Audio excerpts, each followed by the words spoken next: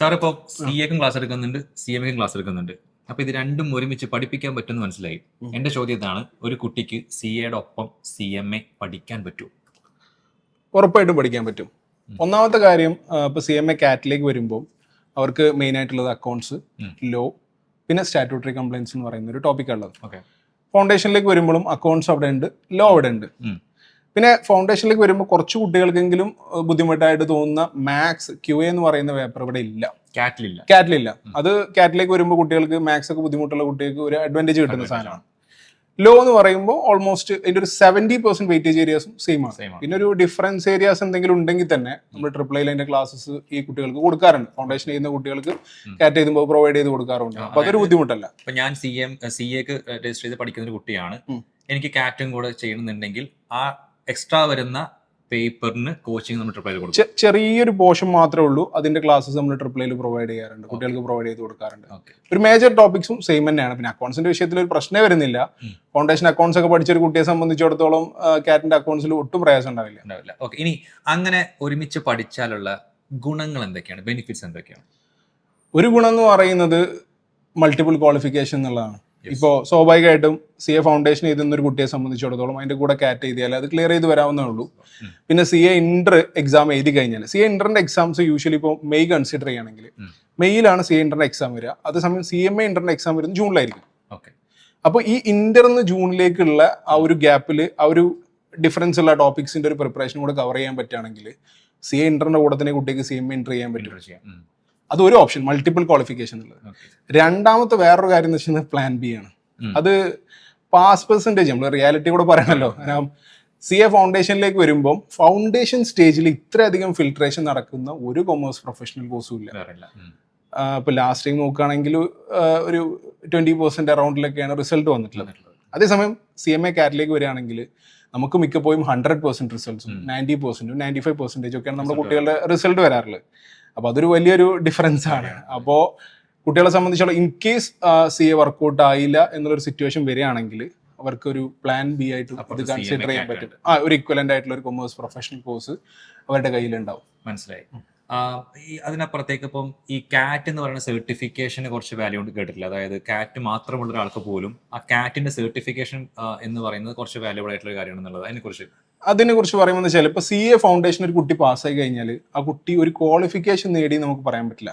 Even though ആ exam നല്ല രീതിയിൽ ഫിൽട്രേഷൻ നടക്കുന്നതാണ്, കുട്ടിക്ക് ഒരു വാല്യൂ ഒക്കെ ഉണ്ട്, അതൊക്കെ ഉള്ളത് തന്നെയാണ്. ബട്ട് സ്റ്റിൽ ഒരു ഇൻഡിവിജ്വൽ സർട്ടിഫിക്കേഷൻ സി എ ഫൗണ്ടേഷന് കൊടുക്കുന്നില്ല. അതേസമയം കാറ്റിന് അതുണ്ട്. കാറ്റിന് അതൊരു കാറ്റ് എന്നുള്ളൊരു കോഴ്സ് ആയിട്ടുള്ള ഒരു സർട്ടിഫിക്കേഷൻ തന്നെ ഇൻസ്റ്റിറ്റ്യൂട്ട് കൊടുക്കുന്നുണ്ട്. അതൊരു ജോബിലേക്ക് വരുന്ന സമയത്ത് കുട്ടികൾക്ക് ഒരു സർട്ടിഫിക്കേഷൻ കോഴ്സ് ഉള്ളത് പോലെ കൺസിഡർ ചെയ്യാൻ പറ്റും. ഓക്കെ, ഒന്നുകൂടെ സിലബസിലേക്ക് വന്നു കഴിഞ്ഞാൽ സി എ ഫൗണ്ടേഷനിൽ പഠിക്കുന്ന എന്നാൽ സി എം എ കാറ്റിൽ പഠിക്കാൻ ഇല്ലാത്ത എന്തെങ്കിലും വിഷയങ്ങൾ സ്പെസിഫിക് ആയിട്ട് സാറിന് പറഞ്ഞിട്ട് അതിനൊരു സൊല്യൂഷൻ കൂടി പറഞ്ഞു കൊടുക്കും.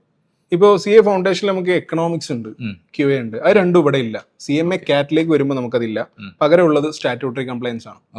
സ്റ്റാറ്റ്യൂട്ടറി കംപ്ലൈൻസിന്റെ പേരൊന്നും കേട്ടിട്ട് പിള്ളേർ പേടിക്കേണ്ട ആവശ്യമൊന്നുമില്ല. ഇത് ടാക്സിന്റെ വളരെ ബേസിക് ആയിട്ടുള്ള ഒരു സെഷനാണ്. വളരെ ബേസിക്സ് മാത്രം പ്രൊവൈഡ് ചെയ്യുന്ന ടാക്സിന്റെ ഒരു സെഷനാണ്. അത് നമുക്ക് ഇപ്പോൾ ഇവിടെ അരവിന്ദ് സാർ ത്രൂ നമ്മുടെ ക്ലാസ്സസും മറ്റൊക്കെ പ്രൊവൈഡ് ചെയ്യുന്നതാണ്. വളരെ കുറഞ്ഞ ഹവേഴ്സിൽ കവർ ചെയ്യാൻ പറ്റുന്ന ഒരു ടോപ്പിക്കാണ്. അത് പഠിച്ചു കഴിഞ്ഞാൽ കുട്ടിക്ക് വേസ്റ്റ് ആവില്ല. കാരണം സി എം എ ഇന്ററിലാണെങ്കിലും സി എ ഇന്ററിലാണെങ്കിലും അവർക്ക് ഇൻകം ടാക്സും അതുപോലെ തന്നെ ഇൻഡയറക്ട് ടാക്സ് ഒക്കെ വരുന്നതാണ്. അപ്പോൾ അതിനൊരു ബേസിക്സ് ആയിട്ട് ഇത് വരികയും ചെയ്യും, വേസ്റ്റ് ആവില്ല. അതായത് സി എം എ കാറ്റിനുള്ള ഒരാൾ ഈ പേപ്പർ പഠിച്ചു കഴിഞ്ഞാൽ ഇന്ററിന് എന്തായാലും ഹെൽപ്ഫുൾ ആവും. ഇന്ററിന് ഹെൽപ്ഫുൾ ആയിരിക്കും, ഉറപ്പായിട്ടും. മനസ്സിലായി. ഇനി അങ്ങനെ പഠിക്കാൻ തീരുമാനിച്ച ഒരാൾ എപ്പോൾ രജിസ്റ്റർ ചെയ്യണം, ലാസ്റ്റ് ഡേറ്റ്, അങ്ങനത്തെ കാര്യങ്ങൾ? എൻ്റെ ഡേറ്റിലാണ് ഒരു ക്രൂഷ്യൽ ആയിട്ടുള്ള ഒരു മൊമെന്റ് ഉള്ളത്. കാരണം ഞാൻ ക്ലാസ്സിൽ പിള്ളേരുടെ അടുത്ത് ഞാൻ പറയാറുണ്ട്, സി എ ഫൗണ്ടേഷൻ്റെ ക്ലാസ്സിൽ കയറുമ്പോൾ യൂഷ്വലി ഞാൻ പറയാറുണ്ട്, നിങ്ങൾ സി എം എ കാറ്റ് കൂടെ പറ്റുവാണെങ്കിൽ, ഫൈനാൻഷ്യലി പോസിബിൾ ആണെങ്കിൽ രജിസ്റ്റർ ചെയ്യണം. പക്ഷെ ഇതിൽ ഒരു ചലഞ്ച് എന്താണെന്ന് വെച്ച് കഴിഞ്ഞാൽ, ഇപ്പോൾ കുട്ടികൾ ഫൗണ്ടേഷൻ എക്സാം എഴുതി, നമ്മളിപ്പോൾ ഏതൊരു എക്സാം എഴുതുന്നത് ജയിക്കാൻ വേണ്ടിയിട്ട് തന്നെ എഴുതുന്നത്. കുട്ടികൾ എഫേർട്ട് ഇട്ടിട്ടുണ്ട്, പാസ് ആവട്ടെ, നമുക്കും അതാണ് ആഗ്രഹം, നമുക്ക് നല്ല റിസൾട്ട് ഫൗണ്ടേഷൻ വരുന്നതാണ്, ഇത്തവണ നല്ല റിസൾട്ട് വേണം. ബട്ട് സ്റ്റിൽ ഞാൻ പറഞ്ഞല്ലോ, അതിൻ്റെ ഒരു നാഷണൽ പെർസെൻറ്റേജ് എന്ന് പറയുന്ന ഒരു സാധനം അവിടെ നിലനിൽക്കുന്നിടത്തോളം കാലം ഒരു ഫിൽട്രേഷൻ കുറച്ച് കുട്ടികൾ ഫെയിൽ ആവാനുള്ള സാധ്യതകൾ അവിടെ ഉണ്ട്.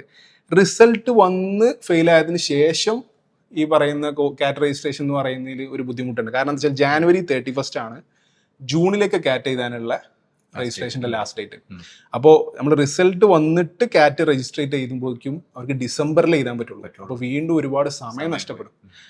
അപ്പോൾ ഞാൻ പേഴ്സണലി റെക്കമെൻഡ് ചെയ്യുന്നത് കുട്ടികളോട് ജാനുവരി 31 മുന്നേ കാറ്റ് രജിസ്റ്റർ ചെയ്യാനാണ്. എന്നാൽ അവർക്ക് ജൂണിൽ കാറ്റ് എഴുതിയിട്ട് ഡയറക്റ്റ്ലി CMA ഇന്ററിലേക്ക് എന്ത് ചെയ്യാൻ പറ്റും, ജോയിൻ ചെയ്യാൻ പറ്റും. പറ്റുന്നതാണ്. അങ്ങനെ CMA കാറ്റിന്റെ കേസിൽ നമ്മൾ യൂഷ്വലി CMA കാറ്റ് പ്ലസ് ഇന്റർ ആണ് നമ്മൾ അഡ്മിഷനെ എടുക്കാറുള്ളത്, ഫൗണ്ടേഷൻ പോലെ അല്ല. അപ്പോൾ പ്രത്യേകിച്ചും ഫൗണ്ടേഷൻ ഒരു എഫേർട്ട് എടുത്തൊരു കുട്ടിയെ സംബന്ധിച്ചിടത്തോളം കാറ്റ് ക്ലിയർ ആക്കാൻ ഒട്ടും പ്രയാസം ഉണ്ടാവില്ല.